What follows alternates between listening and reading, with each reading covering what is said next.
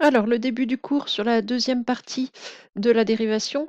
Donc, ce qu'on a déjà vu, nous, c'est que ce qu'on notait f' de A, c'était le coefficient directeur de la tangente au point d'abscisse A. Donc ça, c'est ce qu'on appelle le nombre dérivé. Donc on a fait tout un chapitre sur le nombre dérivé. Et puis, il se calcule en faisant f de A plus h moins f de A sur h. Alors, donc ça, c'est coefficient directeur. Bon, vous n'êtes peut-être pas obligé de noter ça, hein, et vous pouvez noter, aller voir le premier chapitre. Donc c'est le coefficient directeur de la tangente à la courbe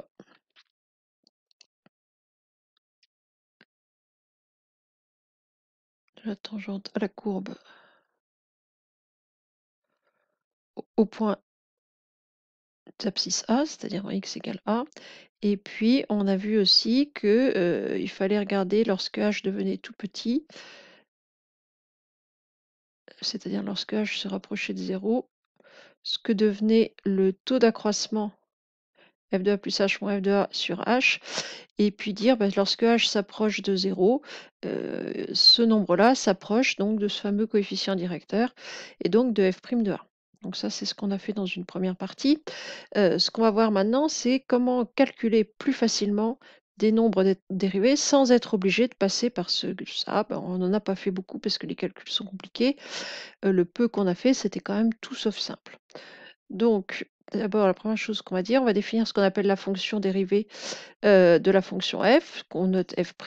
C'est à la fonction, au lieu d'associer à x l'image, ben, je vais associer à x le nombre dérivé. Donc la fonction qui a tout x associe le nombre dérivé de f en x s'appelle fonction dérivée de f et se note f'. Alors, il y a notamment en physique des notations qui peuvent ressembler à ça, des f sur des x, mais en maths, on note ça systématiquement f' de x. Alors, il y a quelques formules dites formules magiques, c'est-à-dire il y a des fonctions pour lesquelles le nombre dérivé, bah, j'ai le droit de le donner sans être obligé de passer par f de A plus h moins f de A, le tout sur h. Alors, en plus, ça s'explique assez bien. Alors, première fonction, la fonction f de x égale k, où k appartient à R, c'est-à-dire que ça, c'est une fonction constante. F de x égale 2, f de x égale 10, f de x égale moins 3. C'est une fonction constante. Une fonction constante se représente dans un repère. Une fonction constante, elle se représente par une droite horizontale. Une droite horizontale, si je dois tracer des tangentes à ma courbe, ben je vais tracer que des droites horizontales. Donc, que des droites, et puis c'est partout la même. C'est-à-dire que si je dois tracer la tangente à la courbe, ben en fait, j'ai rien à retracer de plus. La courbe est sa propre tangente. Donc, le coefficient directeur de la tangente, ben, c'est le coefficient directeur d'une droite horizontale, c'est-à-dire que c'est 0. Donc, si vous avez une fonction constante, vous savez que sa dérivée, quoi qu'il arrive, c'est 0. Ensuite, si je prends une fonction linéaire, f de x égale kx. Alors d'ailleurs, on pourrait même mettre une fonction affine, c'est vrai aussi, mais enfin peu importe. Donc une fonction linéaire. Voilà. Ici, donc fonction linéaire. Ouais, je vais peut-être mettre une autre couleur.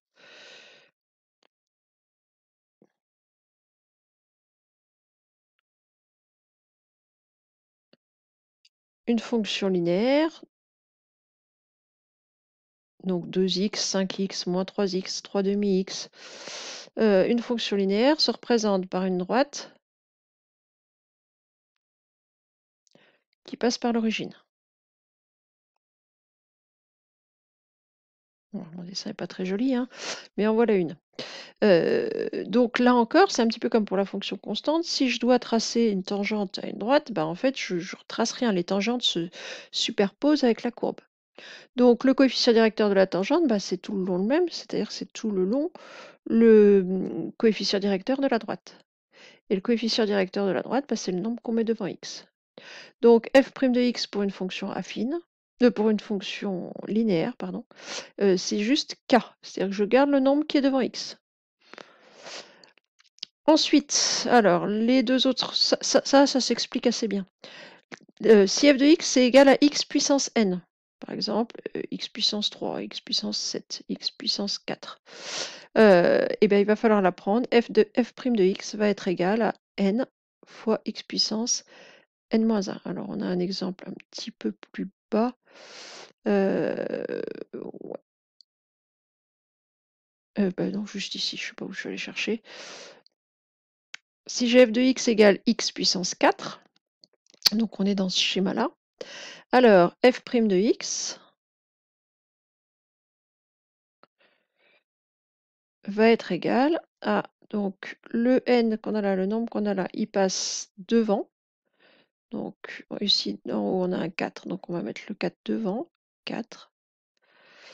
X puissance, donc 4 moins 1. C'est-à-dire 4x cube. Et enfin, le dernier, pour la fonction inverse, f de x égale 1 sur x, la dérivée, c'est f' de x égale moins 1 sur x carré. Alors ces deux résultats-là sont tout sauf évidents. Enfin, autant ça, c'est pas très difficile à comprendre, autant les autres sont moins faciles. Alors on va faire la démonstration juste pour la fonction carré, puis après, promis, je vous embêterai plus jamais avec le taux d'accroissement, pour que vous voyez quand même que ça se justifie, ces formules-là. Alors, personne va vous demander de les prouver. Moi, je vais juste vous en prouver une, et puis ce sera tout. Après, par contre, il va falloir les apprendre. Donc, si je prends f de x égale x carré, je sais que f' de a, ça va être ce qui se passe lorsque ce vers quoi va tendre f de a plus h moins f de a sur h lorsque h tend vers 0. Donc j'ai besoin de f de a plus h moins f de a, le tout sur h, sachant que ma fonction f ici c'est x carré. Donc on est dans un cas particulier de x puissance n, où n vaut 2. Alors a priori on attend 2 fois x puissance 2 moins 1, c'est-à-dire 2 fois x puissance 1 ou encore 2x. Alors on va le démontrer. Alors f de a, c'est a au carré. F de a plus h, c'est a plus h au carré. C'est la fonction carré. Donc, au lieu de mettre x, je vais mettre ce qu'il y a dans ma parenthèse. Ça, c'est une identité remarquable. Vous l'avez apprise en a plus b au carré. C'est pas très grave, ça change rien. C'est juste une question de lettres. Ça se développe en a carré plus 2ab, donc 2ah, plus h au carré. Donc, je vais faire f de a plus h, c'est-à-dire a au carré, plus 2ah, plus h au carré. Ça, c'est mon f de a plus h. Moins f de a, moins a carré, le tout divisé par h. Alors déjà, on peut tout de suite voir que on a ici a carré moins a carré. Il me reste donc 2ah plus h carré, le tout sur h. Si vous vous souvenez ce qu'on a fait, on a fait quelques exemples comme ça quand on a fait les quelques taux d'accroissement qu'on avait fait. Ce qu'on avait dit, c'est bah, il y a des h en haut, des h en bas, on a quand même très envie de simplifier. Et pour avoir le droit de simplifier, il faut diviser en haut et en bas par le même nombre. Or, actuellement, en haut, c'est une somme. Et pour pouvoir diviser, il faudrait que l'idéal, ce serait que j'ai un produit. Et transformer une somme en un produit, c'est factoriser. Et ici, je vais mettre en facteur le nombre h. Donc, je vais avoir h facteur de h facteur de. Donc, si je mets h en facteur ici, il va me rester 2a. Plus bah, h carré, c'est h fois h. Ici, si je redéveloppe, je vais bien avoir 2ah plus h fois h plus h carré. Le tout sur h.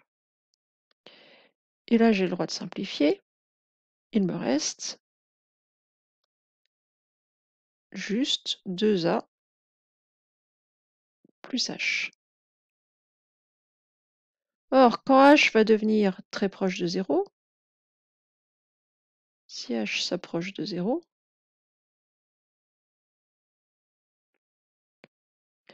alors, ben, on va avoir ici 2a plus quelque chose de minuscule. Par exemple, vous allez avoir 2 plus 0,00001. Et puis plus votre h va être petit, plus vous allez mettre de 0 avant de mettre votre 1. Donc vous allez vous rapprocher de 2a. Alors, f de a plus h moins f de a sur h s'approche de 2 fois a. Ce qui veut dire que si j'ai la fonction carrée, et ben si je cherche le nombre dérivé en 4, par exemple, ben je sais qu'on va être proche de 2 fois 4, 8. Donc, pour la fonction carrée, et ça, si je l'ai fait pour a, c'est tout le temps vrai, c'est-à-dire qu'on vient de prouver que f' de n'importe quoi, f' de a, c'est 2a, c'est-à-dire ce que j'écris dans le tableau, en f' de x pour f de x égale x carré, et ben je vais bien avoir 2 fois x puissance 2 moins 1, c'est-à-dire je vais bien avoir 2 fois x puissance 1, ou encore 2x.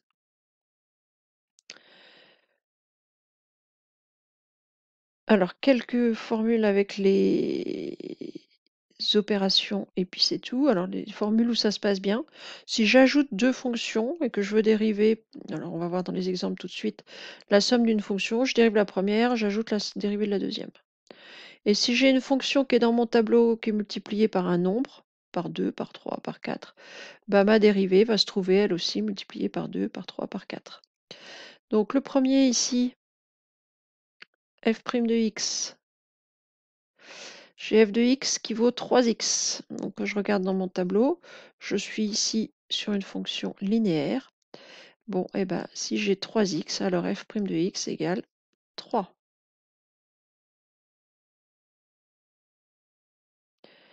La deuxième, si f de x vaut x carré plus 5. Alors, x carré plus 5. Donc c'est la somme entre x carré et 5. Donc la dérivée, ça va être la dérivée de x carré plus la dérivée de 5. X carré, on vient de la démontrer, on est sur du x puissance 2, donc on va faire 2 fois x puissance 1, donc 2 fois x. Alors, à force, vous aurez le droit de mettre directement 2x. Hein. Plus la dérivée de 5, 5 est une constante. Une constante se dérive en 0. Donc plus 0 si vous voulez. Donc je vais avoir f' de x égale 2x. La troisième, f de x égale 5 fois x cube.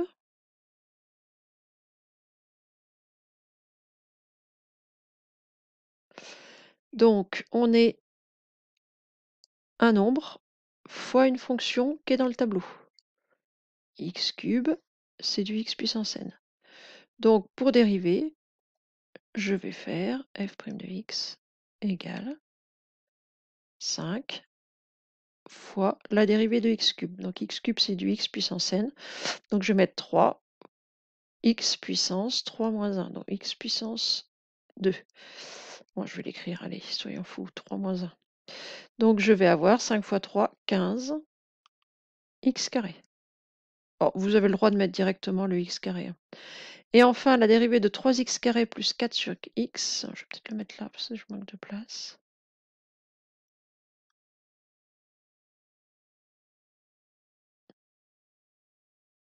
J'ai plus beaucoup de temps, va falloir faire vite, je suis désolée.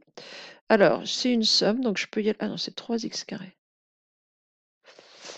Alors, la dérivée de 3x carré, ça va être 3 fois la dérivée de x carré, donc 3 fois 2x. Et ça, c'est 4 fois 1 sur x. Donc, je vais avoir 4 fois la dérivée de 1 sur x qui est moins 1 sur x carré. Je vais avoir 6x moins 4, 4 fois 1 sur x carré. C'est tout.